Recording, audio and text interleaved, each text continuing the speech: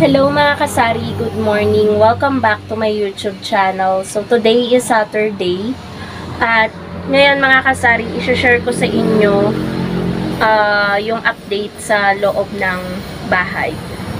I-share ko sa inyo yung katas ng sahod natin kay Lolo Whitey sa YouTube and yung bagong magiging katas ng GCash.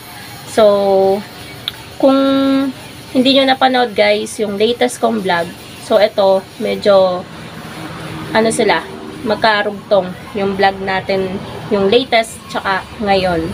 So, unahin natin guys, yung katas ng YouTube. So, magpapakita na lang po ako mga kasari ng picture dito. So, may makikita kayo dyan na patungan ng TV, tsaka yung TV. So, yung patungan ng TV guys, binili namin yan.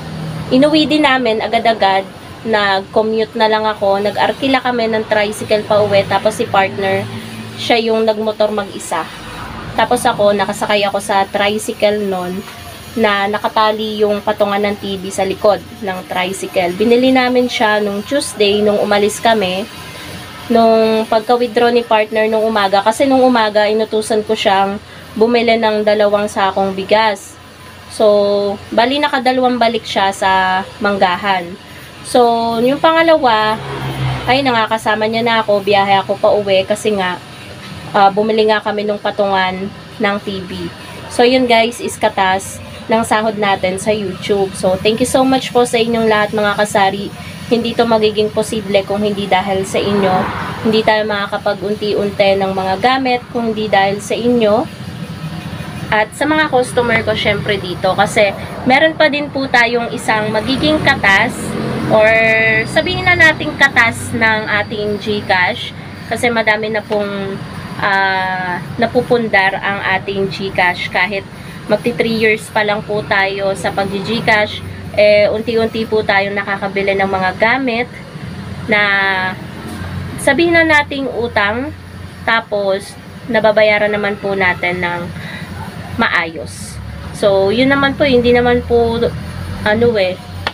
masamang mangutang. Hindi masamang mangutang basta marunong kang magbayad. So, yung magiging katas po ng GCash ngayon is yung TV. Ayan, pakita ko ulit sa inyo.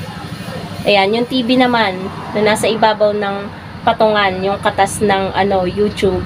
Yung TV naman, magiging katas po yan ng GCash. Worth kulang-kulang 17K. So, kapag home credit, kinuha namin siya ng home credit. Gusto ko sanang pababain yung months ng hulog niya. Kaso, 1 year na daw yung pinakamababa.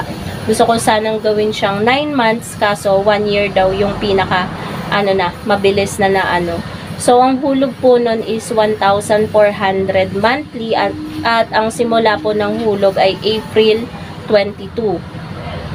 So, ayun po mga kasari, bumili lamang po yung pamangkin ko ng gatas.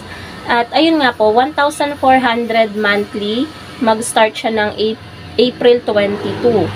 So, kapag natapos ko, hindi naman siya abutin mga kasari kasi kapag may extra pera kami, dinodoble or triple ko yung hulog. Kaya yung 1 year na hulog sa sa bago naming TV is matatapos ko siya ng mas maaga kasi guys, kapag may extra kaming pera or alam ko na may pera naman, binabayaran ko siya ng dobleng hulog or tripleng hulog kaya ang laki ng offer dun sa GCash naming dalawa ni partner. So yung GCash, yung home credit, yun, ang laki ng offer, may cash loan pa nga na offer kaso hindi namin inaano yung cash loan, mahirap na nasabay-sabay yung utang, 'di ba mga kasari? Meron kasing gano'n na ang daming kinukuhanan tapos ayun, hirap na sa pagbabayad. Ako naman guys, nangungutang naman ako, inaano ko na kaya kong bayaran. 'Yun. Hindi masamang mangutang kahit ako nangungutang ako. Yan nga yung pruweba. Utang natin is bagong TV. Pero ayun, nagamit na namin siya kagabi hanggang ngayong umaga nanonood kami ng balita. Masarap manood ng balita kasi magiging updated ka kung ano yung nangyayari sa paligid, anong nangyayari sa ibang bansa, anong nangyayari dito sa Pilipinas, 'di ba? So ayun, yung una kasi naming TV nandun nasa pader. nasira na ng hindi paggamit.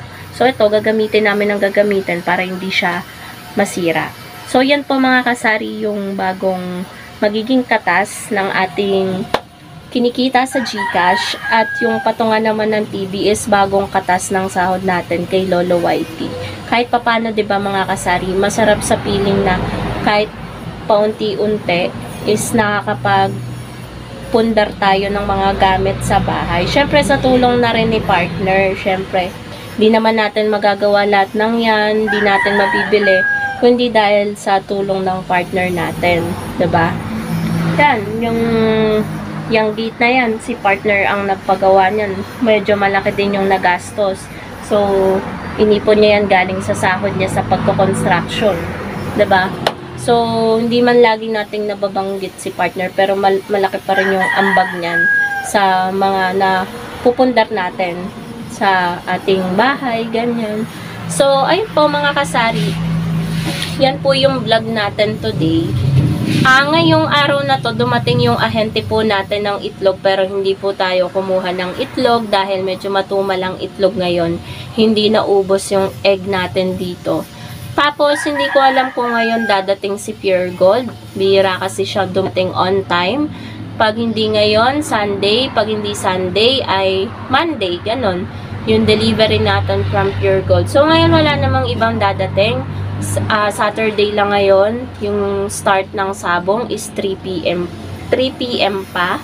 So, ngayon guys, medyo ngayong umaga wala pa masyadong nagpapa-GCash, pero pagdating ng tanghali hanggang mag-closing dyan na yung kasi magpapadala yung mga construction worker, merong sasahod, may sabong din. So, ayun, mga kasarian yung ganap ngayong araw ng Saturday dito sa Sari-Sari Store.